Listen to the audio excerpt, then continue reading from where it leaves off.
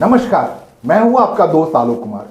अभिवादन स्वीकार कीजिए मेरा। बात करते हैं बिहार की। बिहार में असली पावर सेंटर क्या है? असली पावर सेंटर एक आने मार्ग है या 10 सर्कुलर रोड। एक आने मार्ग मुख्यमंत्री का आवास है, 10 सर्कुलर रोड विपक्ष की नेता राबड़ी देवी का आवास है। पूर्व मुख्यमंत्री लालू प्रसाद यादव वहां रहते हैं, पूर्व मुख्यमंत्री राबड़ी देवी उसमें रहती हैं। पावर सेंटर की बात करें तो चुनाव में जब टिकट का बंटवारा हो रहा था, मजमा कहाँ ज्यादा लगा था? जाहिर तौर पर मजमा 10 सर्कुलर रोड के आगे ज्यादा लगा था। वहां टिकट न मिलने के लिए ये साहब जो तांडव कर रहे हैं, जो नाच कर रहे हैं, जो आरोप लगा रहे हैं, ये यही 10 सर्कुलर रोड के बाहर का स्थान है जहां पर आरजेडी के टिकट बांटे गए या बेचे गए। जो कुछ भी हुआ वो आरोप प्रत्यारोप वही लगता रहा। साला बॉस अपना जमीन बेच के, जमीन जो है ना 2 बीघा बेचे है 4 लाख रुपए काठा में, वह जमीन जो है 2 करोड़ रुपए काठा है। और इसी सड़क पे महज 200 मीटर की दूरी पर एक आने मार्ग है मुख्यमंत्री का आवास। वहां ऐसा कोई बड़ा मजबा तो दिखा नहीं। हाँ, गोपाल मंडल जो नौगछिया इलाके से पावरफुल रहे, उनको टिकट जब नहीं मिला तो वो कुछ तांडव वांडव करते हुए दिखे थे जरूर, लेकिन उसकी तुलना में जो 10 सर्कुलर रोड है वहां का फुटफॉल जो है बहुत ज्यादा लगता है। कहते हैं आरजेडी के वर्कर, राष्ट्रीय जनता दल के वर्कर या लालू समर्थक ज्यादा एग्रेसिव होते हैं। ये हमेशा से देखने को मिला महज 200 मीटर की दूरी पर सिर्फ 10 सर्कुलर रोड के आवास पर। 10 सर्कुलर रोड की और भी महिमा है। 10 सर्कुलर रोड जब कहते हैं कि 2005 में राबड़ी देवी को विपक्ष में जाने के बाद यह आवंटित हुआ, तब थोड़ा वक्त लगा उन्हें एक आने मार्ग को खाली करके इस 10 सर्कुलर रोड पे आने में, क्योंकि वो बर्दाश्त नहीं, पचा नहीं कर पा रहे थे।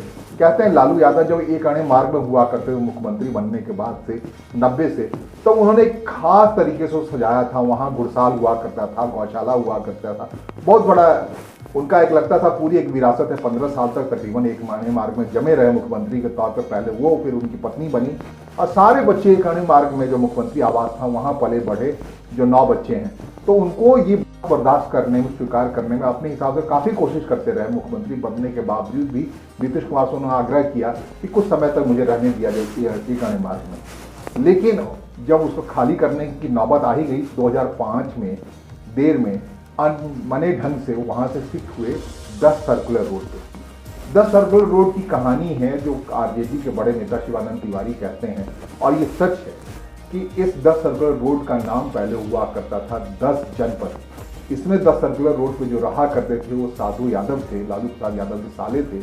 और कहते हैं कि जब तक राबड़ी देवी या लालू यादव मुख्यमंत्री थे तो एक सत्ता प्रतिष्ठान मुख्यमंत्री के बाहर से चलता था, वो साधु यादव का घर था। उन्होंने ये यही 10 सर्कुलर रोड था जिसका नाम उन्होंने बदल दिया 10 जनपद। जब 10 जनपद की बात कह रहे हैं हम, तो आपको याद होना चाहिए 1989 से जब राजीव गांधी चुनाव हार गए तब वो आवंटित हुआ था 10 जनपद। 10 जनपद का आकार कहते हैं 7 RCR, जो अब लोक कल्याण मार्ग है। 7 लोक कल्याण मार्ग का जो आकार है, जितना बड़ा साइज है, उस साइज से ज़्यादा बड़ा है 10 जनपद की कोठी दिल्ली की। कहते हैं जब विपक्ष के नेता बने राजीव गांधी चुनाव हारने के बाद, तब उन्हें वो आवंटित हुआ। तब से लेकर अब तक इस 10 जनपद में सोनिया गांधी रहती हैं। काफ़ी समय तक वो सत्ता कोई भी प्रधानमंत्री रहे, जैसे मान लीजिए नरसिम्हा राव प्रधानमंत्री थे या फिर उसके बाद मनमोहन सिंह प्रधानमंत्री हुए। तो कहते हैं प्रधानमंत्री का आवास जो 7 RCR होता था, जो अब 7 लोक कल्याण मार्ग हो गया, जहाँ प्रधानमंत्री नरेंद्र मोदी रहते हैं, उससे बड़े साइज की इस मकान में 10 जनपद में सोनिया गांधी रहती थी। कहते पावर सेंटर सोनिया गांधी हुआ करती थी, भले ही प्रधानमंत्री होता था। खासकर मनमोहन सिंह के कार्यकाल के दिनों में तो यह अभूतपूर्व था। कहते हैं वहीं सारे मामले आते थे, सारे विदेश के लोग आते थे, जो कुछ अब भी लगातार बना हुआ 10 जनपद की अलग एक महिमा है।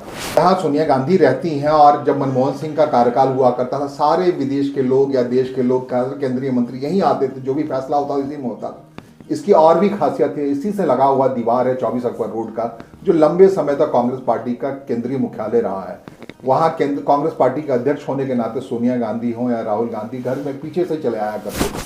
तो इसी 10 जनपद की महिमा को देखते हुए जब साधु यादव बिहार में इस 10 सर्कुलर रोड में रहा करते थे, तो उन्होंने इसका नाम रख दिया था 10 जनपद। अद्भुत है ना?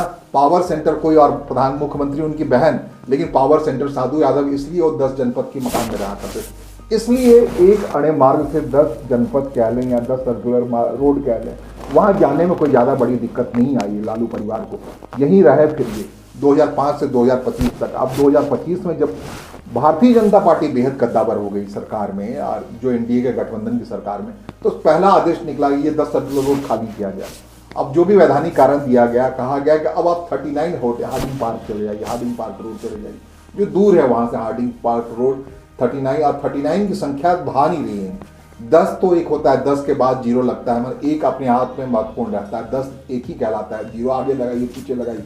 ये 10 जनपद के मामले में भी सच साबित हुआ कि पावर सेंटर रहा। अब आपको 39 नंबर पे दिया जा रहा है, और अंक ज्योतिष के हिसाब से देखें तो 12 नंबर पड़ता है। 12 नंबर का मामला भी और भी अद्भुत है। आपको बता दें 12 नंबर का मामला, जब 10 जनपद में सोनिया गांधी रह रही हैं लगातार लंबे समय, उसके दीवार से लगा है 12 जनपद।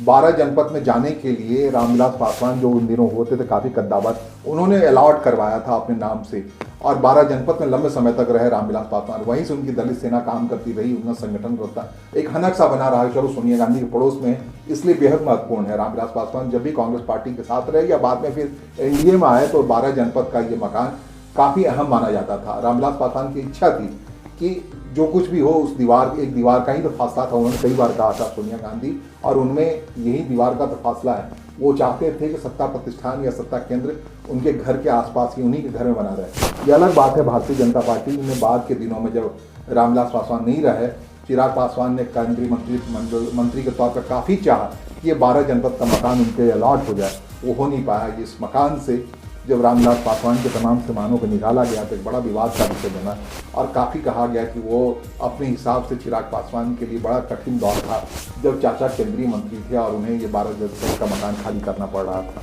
तो आप समझ लीजिए मकान का क्या महत्व होता है। अब ये कहा जा रहा है कि 10 सर्कुलर रोड से ज़्यादा दूर हम चले गए थे 10 जनपद की बात करते करते। 10 सर्कुलर रोड को खाली करते समय लालू राबड़ी परिवार कतई नहीं चाहता कि वो 39 हार्डिंग पार्क रोड जाए।